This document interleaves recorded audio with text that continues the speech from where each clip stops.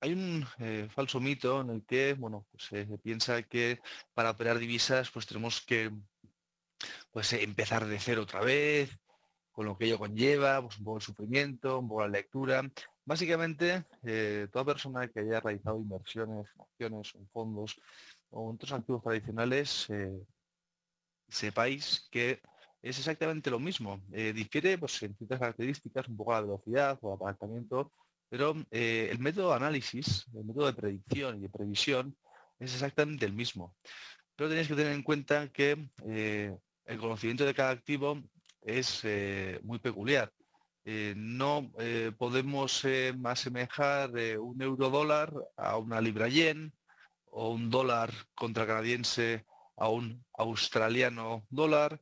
Cada cruce de divisas pudiera ser como si viéramos activos diferentes por diferentes sectores de actividad, que esto viene a ser que a cada divisa le impacta un determinado tipo de factores que son muy diferentes a los factores que impactan a otro tipo de divisas. Pero una vez que ya nos metemos de lleno en la operativa, observación y estudio de un tipo de divisa, ya podemos ir viendo cómo eh, se va quitando esta parte de misterio que tenemos, o estos miedos, mejor dicho, para poder operar en divisas con determinados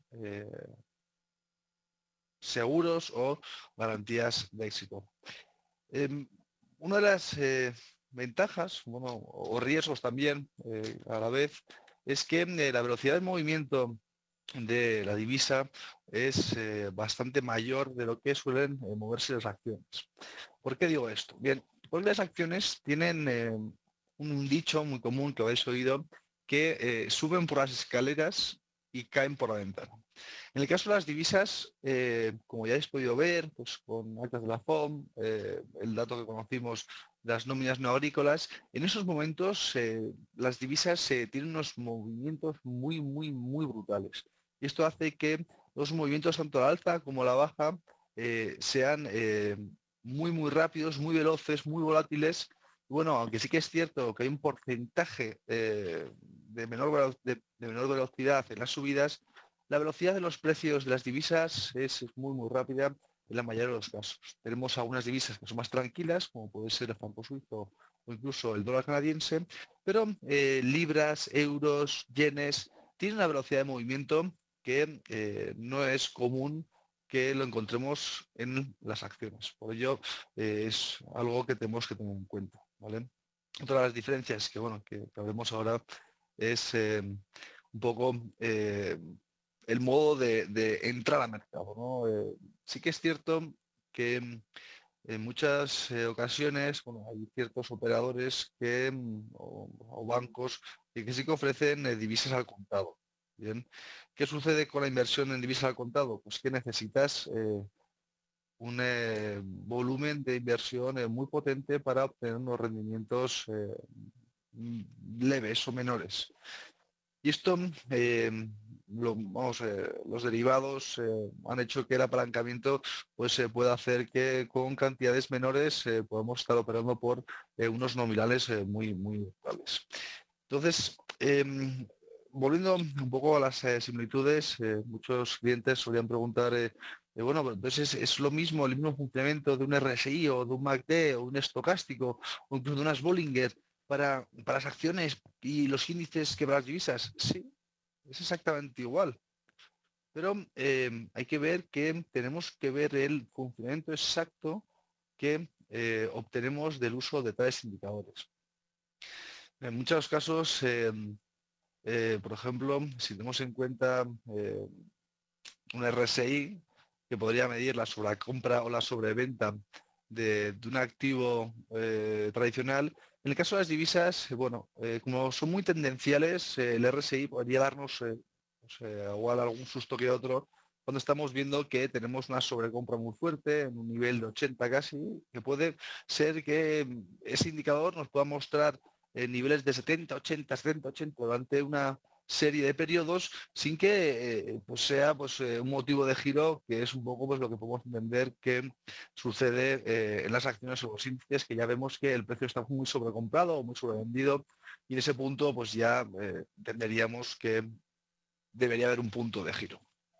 Luego, uno de los indicadores que suele ser bastante útil para las divisas, no tanto para acciones, por ejemplo, o índices, suele ser el ATR. El ATR es un marcador de rangos en el cual nos indica cuál es el rango de movimiento de la divisa.